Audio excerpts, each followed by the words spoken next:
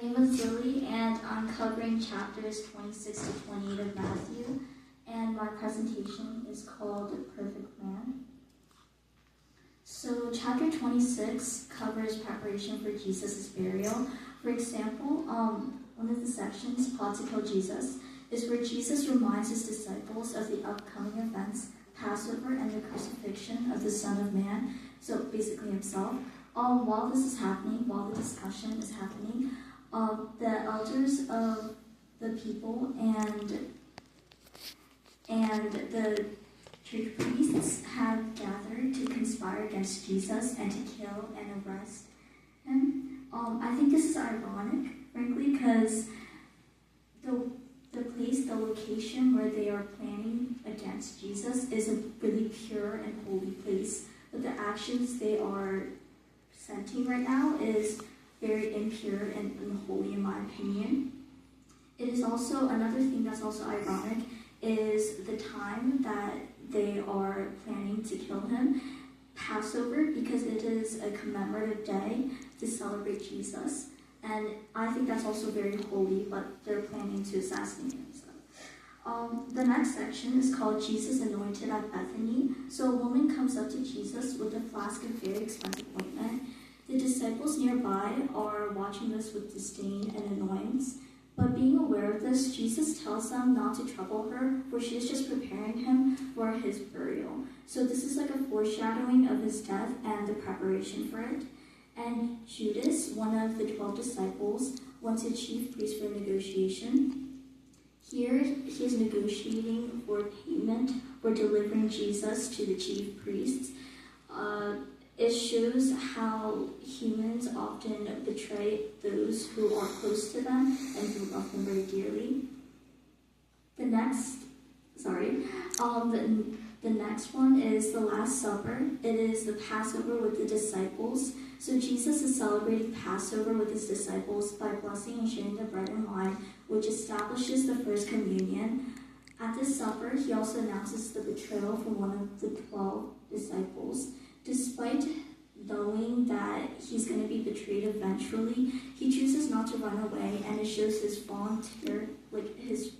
voluntarily movement to sacrifice himself to others. And he also foretells Peter's denial. As Jesus and the 12 depart to the Mount of Olives, he explains to them that they will all desert him that night.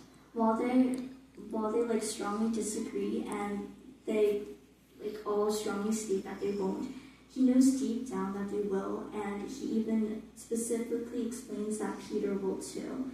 Despite this all, he still doesn't run away. The next one is the betrayal and denial of Jesus.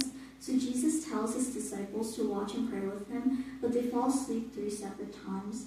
Jesus warns them, the spirit is willing, but the flesh is weak. So this is like another symbolic representation of temptation and how dangerous it is. Even if we are willing to do something, we may so easily fall into temptation, and I think that's very concerning. After praying, Jesus announces to his disciples that his betrayer, Judas, has arrived. So here, Judas kisses him, and he delivers him to the chief of priests.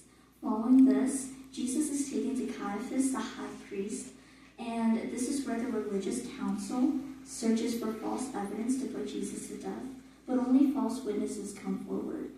So Caiaphas demands under oath if Jesus is the Messiah, and he replies, "You had said so."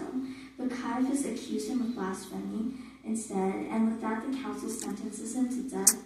A thing that I found that was interesting is when someone asked Jesus if he was the Son of God, he always replies with, "You had said so."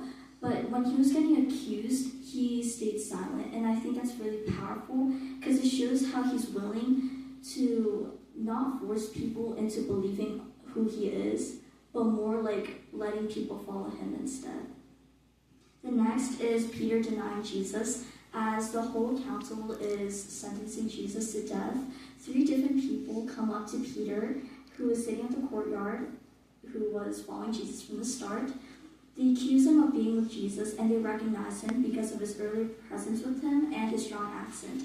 But Peter denies 3 times and goes even further to curse and swear that he does not know the man.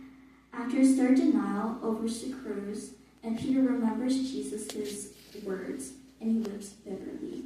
And I think this also shows how, even in our lives, there are times we even reject Jesus. The next is